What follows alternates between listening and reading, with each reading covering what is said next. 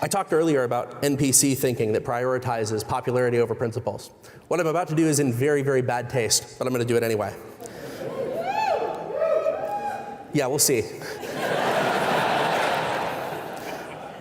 One of the people who I think embodies this type of NPC thinking, of going with what's popular and not being willing to ever reverse their position even when they're proven wrong, is Jason Calacanis.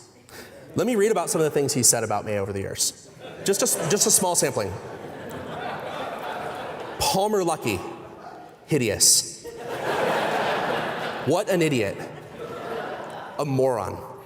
This guy Parker Luckey, a complete and utter moron. Jesus, this kid is an idiot. Palmer Luckey is just an idiot and a troll. He is dumb. So dumb. Oh no, we gotta keep going. For him to pull the plug on the Palmer Luckey experience was brilliant. Kudos, Zuckerberg. A complete lack of moral character and leadership. Palmer Luckey, a complete moron.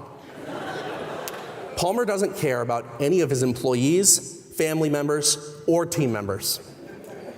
Now, this doesn't include any of the lies that he's told about me. This doesn't include any of the lies he's told about my businesses. This doesn't include any of the terrible things that his co-hosts and guests have said about me over the years that went unchallenged and egged on. If I'm a hideous, stupid person with no morals who doesn't care about my family or my employees, I shouldn't be invited here no matter how relevant Ukraine is. He's had many chances to retract or apologize to these statements, and rather than taking any of them, he keeps telling people that the reason I won't be on his show is because I'm too thin-skinned, because I disagree with him on some of the things he said about Oculus.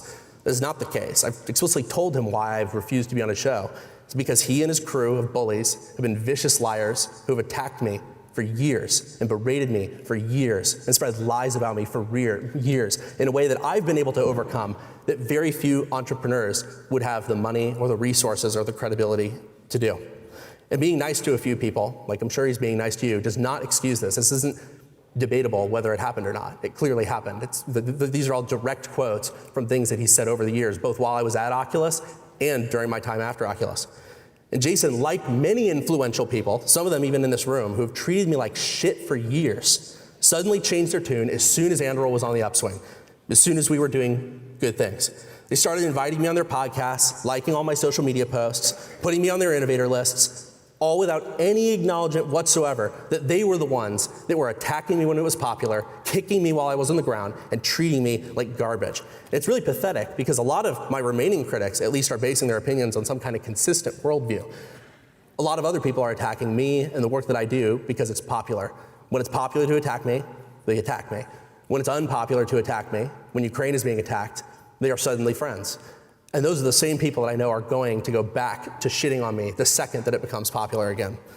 I'm coming to the end of this, and I know that you guys are probably thinking, wow, this guy's pretty thin-skinned for a billionaire. That's fair. That's fair.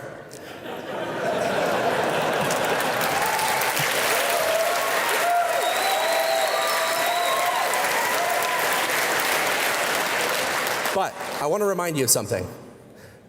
Jason and the people like him are the reason I was fired from Oculus, my own company. The company that was my heart and my soul for my entire teenage and adult life.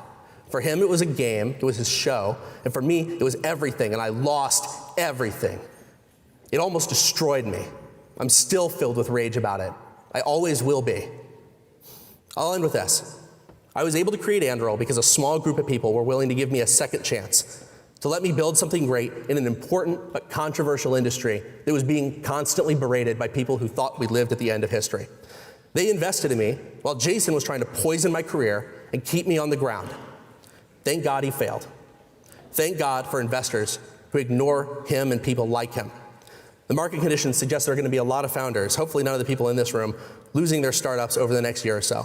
And I pray that they get a second chance like I did. I pray they aren't deterred from working on important but unpopular problems. I pray that they will successfully claw their way back to success, that they aren't deterred from working on things that really matter. I pray that they manage to do this despite the inevitably stupid and spiteful hot takes that Jason, his associates, and the many people like him who make money spewing bullshit are certainly going to be putting out there. Amen. Thank you.